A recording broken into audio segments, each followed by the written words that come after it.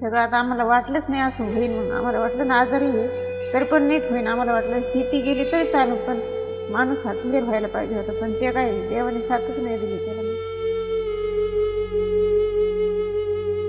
ती बिचारी थिजून जाते, निजून जातात भावना. वाट बघे परी अश्रू आवरी, पदरी तिच्या अवहेलना.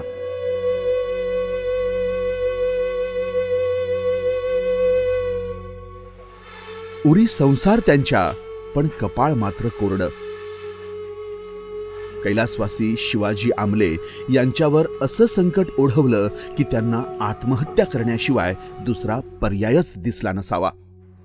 कारण शेतीत होणारा तोटा आणि वाढत जाणारं कर्ज, मुलाचं 10वी नंतरचं आणि मुलीचं 12वी नंतरचं शिक्षण कसं होणार, कुटुंबाच्या उदरनिर्वाहाचं कसं होणार, फक्त 1 एकर शेतीच्या सहाय्यानं पुढचं भविष्य कसं उभं ठाकणार. अलकाताईंच्या पुढं उभ्या राहणाऱ्या अशा असंख्य प्रश्नांची यादी ही अगणितच. पण डोळ्यातून वाहणाऱ्या अलकाताईंच्या या अश्रूंनी त्यांच्या दुःखाचा डोंगर मात्र झिजत नव्हता. माणसाचं एक इमोशनल लेवल असतं, एक स्ट्रेस लेवल असतो जो सस्टेन करू शकतो. पण जेव्हा सगळे पर्याय संपतात की आता सावकाराचा त्रास रोज चालू आहे, मुलांचे रोज शाळेतून फोन येतात की वयाची फी भरली गेली नाही, जेवायला काही शिल्लक नाही, आणि मग जो त्याचा प्रयत्न गेल्या मागच्या 3 महिन्यापासून तो करतोय की माझा त्रास मी कुटुंबाला जाणून देणार नाही किंवा माझ्यावर किती बोजा आहे हे मी त्यांना त्याची जाणीव होऊन देणार नाही, माझ्या कुटुंबाला मी सुखी ठेवायचा प्रयत्न करेल, पण दुर्दैवाने शेवटी त्याची हिंमत हारते.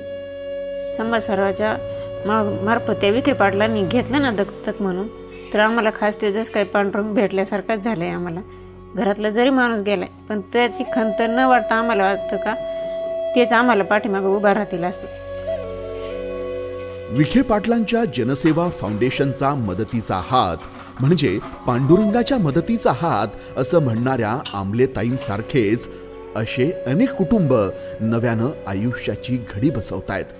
अशा प्रतिकूल परिस्थितीतही विखे परिवाराच्या आधारामुळं आमलेंची कन्या उज्ज्वला भविष्याचं स्वप्न बघतीये. माझे वडील गेले याची खंत तर आहे, पण खरा आधार तर आम्हाला विखे परिवाराचा वाटतो. असख्य सुद्धा सोबती नसतात, पण त्यांनी अशा वेळी आम्हाला साथ दिली, दुःखात आमच्या सामील झाले. माझ्या आईला खचून न जाता त्यांनी स्वतःच्या पायावरती उभा राहण्याची शक्ती दिली.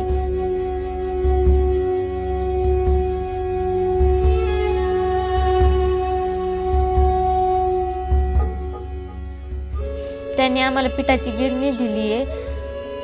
मला शिक्षणाची आवड आहे, मी शिक्षण पूर्ण करील, स्वतःच्या पायावरती उभा राहील, माझ्या परिवाराची जबाबदारी घेईल.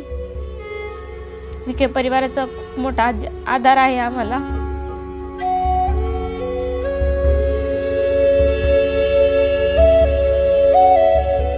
अशीच हिलावून टाकणारी कहाणी आहे गव्हाणे कुटुंबियांची.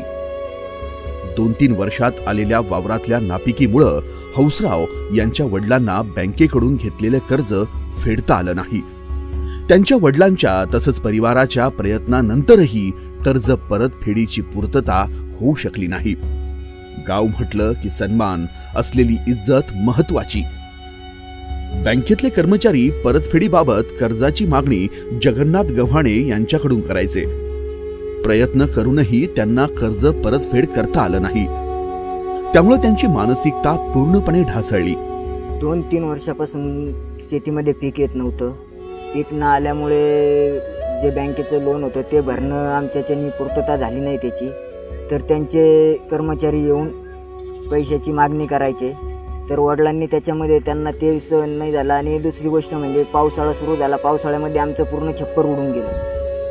छप्पर उडून गेल्यानंतर त्यांनी ते त्याच घरामध्ये जिथे छप्पर उडून गेलं तिथेच त्यांनी आत्महत्या केली. असं म्हणतात की बापाच्या पावलावर पाऊल ठेवून मुलंही आपल्या आयुष्याला एक नवा आकार देतात. पण बापानंच आत्महत्या केलेली असेल तर मुलगाही तोच पर्याय निवडेल का? दुर्दैवानं या प्रश्नाचं उत्तर इथं हो असं द्यावं लागेल. बापाच्या आत्महत्येनंतर मुलानंही हा पर्याय निवडला. पण दैव बलवत्तर म्हणून की काय हा प्रसंग टळला आणि त्यांना वाचवण्यात यश आलं. त्यांनी आत्महत्या केल्यानंतर पूर्ण माझ्यावर जबाबदारी टाकून गेली.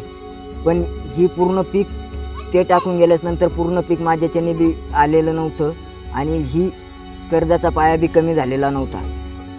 मग मी कुठल्या याच्यावर मग माझ्यावर पण शेवटी आत्महत्या केल्याशिवाय पर्याय नव्हता. मी पण या 1-2 महिन्यापूर्वी आत्महत्या करण्याचा प्रयत्न केला होता. पण आमचे सरपंच चुलते मच्छिंद्रनाथ गावणे पाटील त्यांना ऐन वेळेला आले, मला उचललं आणि हॉस्पिटलमध्ये घेऊन गेले. मुलांनी वडिलांच्या आत्महत्येनंतर 6 महिन्यानंतर मुलांनी देखील आत्महत्येचा प्रयत्न करावा, म्हणजे याच्यापेक्षा मोठं दुर्दैव कुठं नाही.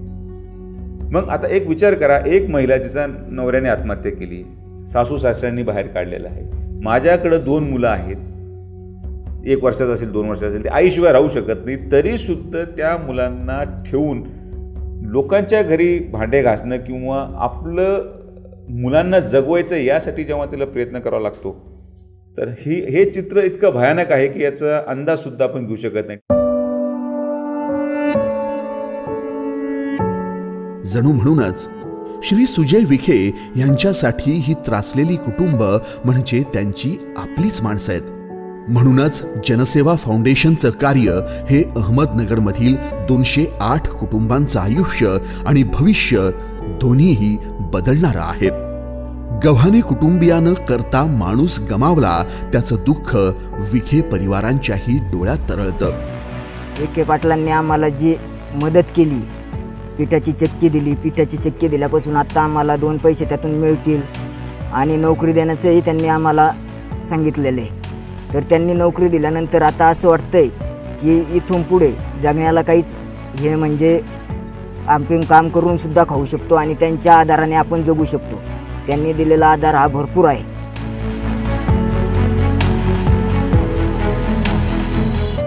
जनसेवा फाउंडेशनच्या अनेक उल्लेखनीय कामांपैकी एक म्हणजे लोणी परिसरातील जलसंधारणाचं काम.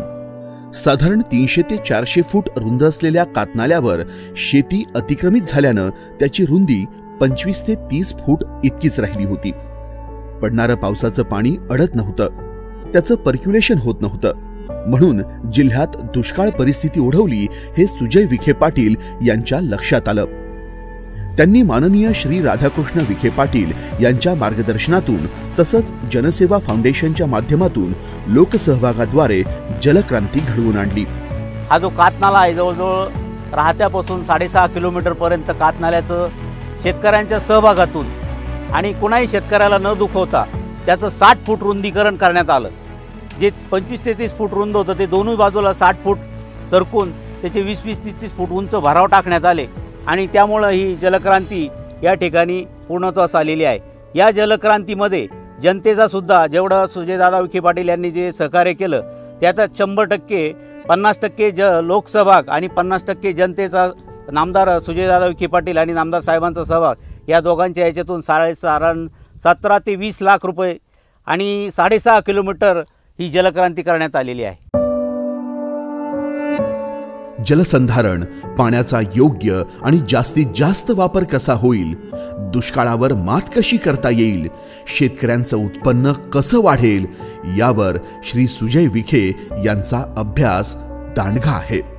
पद्मभूषण खासदार बाळासाहेब विखे पाटलाच्या वाढदिवसानिमित्त आम्ही एक जलक्रांती अभियान तिथं राबवलं आणि यामध्ये काय असतं की बहुतांश ओढे नाले किंवा जे काही चारे असतात त्या उकरण्यामध्ये अतिक्रमणं फार मोठ्या प्रमाणात असतात. लोक अतिक्रमण करतात, शेतीचं अतिक्रमण आहे, घराचे अतिक्रमण आहे.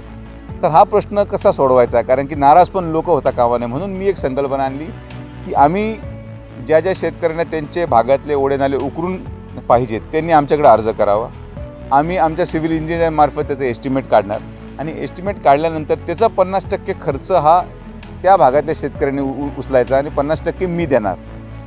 जेव्हा आम्ही ही संकल्पना राबवली आणि जेव्हा खरंच याचं साक्षात्कार किंवा याच्यामध्ये वास्तविकतेमध्ये रूपांतर झालं तर आश्चर्य वाटेल की ज्या ज्या ठिकाणी असे ओढ नाले होते जे 40 वर्षापासून कधी उकरले गेले नव्हते, लोक अतिक्रमणाच्या वेळेस मारामाऱ्या करायला याच्या उकरून देत नसायचे, पण लोकवर्गणीमुळं काय झालं, माझा जर आज 1 रुपये त्याच्यामध्ये वापरला गेला आहे, माझे जर पैसे त्याच्यामध्ये वापरले गेले तर मी सुद्धा तिथं उभं राहून ते काम करून घेण्याची जबाबदारी पार पाडत होतो. आणि त्यामुळं आज राहाता तालुक्यामध्ये आणि शिर्डी विधानसभा मतदारसंघामधले प्रत्येक ओढे नाले उकरून त्याची जी पाण्याची वाहन क्षमता आहे आणि साठवण क्षमता आहे एवढ्या मोठ्या प्रमाणात आम्ही वाढवण्यामध्ये यशस्वी झालो.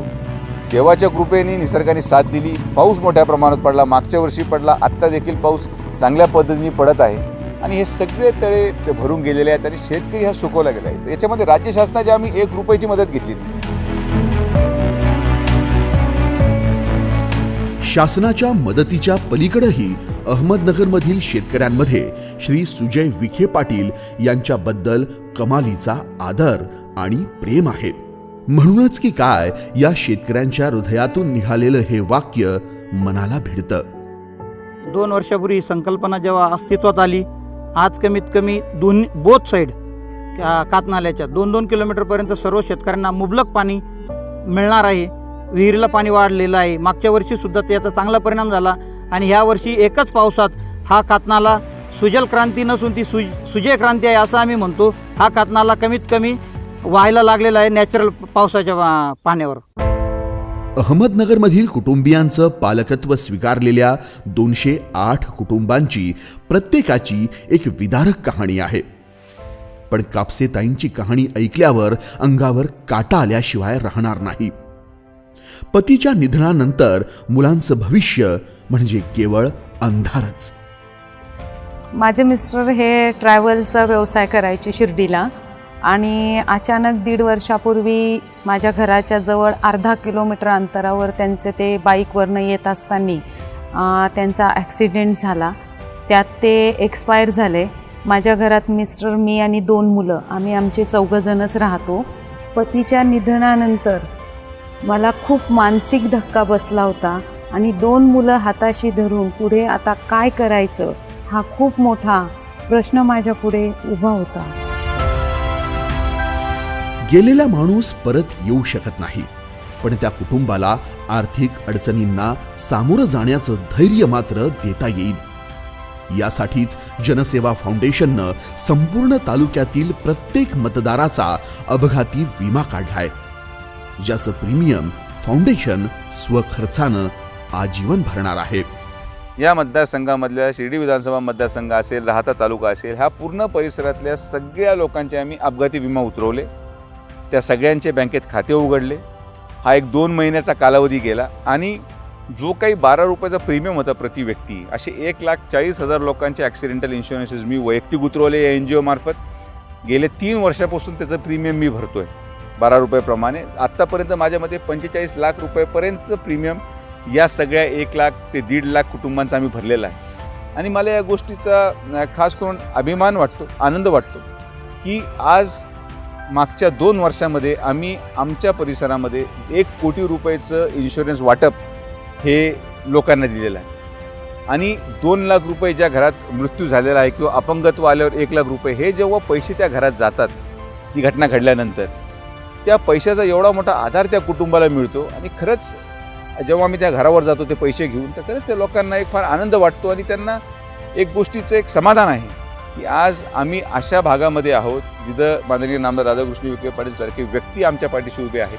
आणि या आधारामुळे एक घरगुती संबंध प्रत्येक व्यक्तीशी वाढत चाललेला आहे. स्वतः सुजय दादा त्यांनी स्वतः येऊन 2 लाखाचा विमा मला तो त्यावेळेस दिला.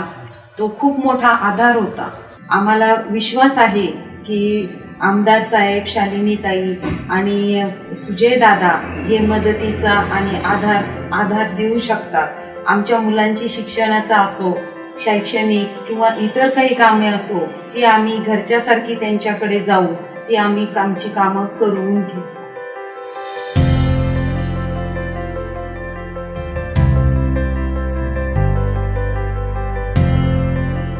अहमदनगर जिल्ह्यातील 208 आत्महत्याग्रस्त शेतकऱ्यांचं पालकत्व घेऊन जनसेवा फाउंडेशन आणि श्री सुजय विखे पाटील यांनी शेतकऱ्यांना जगण्याची एक नवी उमेद दिली आहे. उत्पन्न सुरू व्हावं यासाठी पिठाची गिरणी आणि शिलाई मशीन देण्यात आली आहे. पद्मभूषण बाळासाहेब विखे पाटील आत्महत्याग्रस्त शेतकरी सहाय्य योजना या नावानं सुरू असलेली मदत शेतकऱ्यांसाठी जणू पांडुरंगानंच केलेली मदत आहे. विखे यांचा वाढदिवस गाजावाजा, बॅनर, डीजे या पद्धतीनं कधीही साजरा होत नाही. अहमदनगर जिल्ह्यातील 2014 नंतर आत्महत्या केलेल्या कुटुंबांना त्यांचे आई वडील, पत्नी, मुलगा, मुलगी यांच्या भविष्याची योग्य तरतूद हाच त्यांचा खरा आनंद होय आणि सेलिब्रेशनही. तुमच्या सगळ्या लोकांची जी लोकांचा जो प्रेम आहे, विश्वास आहे, आशीर्वाद आहे, आज ही तुमची लोकशक्ती जी प्रचंडपणे आपण उभी केलेली आहे आदरणीय खासदार साहेबांच्या माध्यमातून, मला वाटतं हीच आमची सगळ्यात मोठी ताकद आहे विजय कुटुंबाची, की शेवटपर्यंत समाजाकरता काम करीत राहणं. आणि मला वाटतं तोच वसा आम्ही आता तो आदरणीय खासदार साहेबांचा घेतलेला आहे. तो पुढे नेण्याकरता तुमच्या सगळ्यांच्या बरोबरीनं सगळ्यांना बरोबर घेऊन त्याचं भविष्यकाळ उज्ज्वल करण्याकरता मला वाटतं असंच आशीर्वाद आपल्याला राहू द्यावा अशी आपल्या सगळ्यांना मनपूर्वक आपल्या सगळ्यांना विनंती करतो. विरोधी पक्ष नेते राधाकृष्ण विखे पाटील यांचे हे उद्गार म्हणजे शेतकरी कुटुंबांच्या जखमावरचं औषध आहे. जनसेवा फाउंडेशन मार्फत होत असलेलं श्री सुजय विखे आणि संपूर्ण विखे परिवाराचं कार्य अफाट आहे.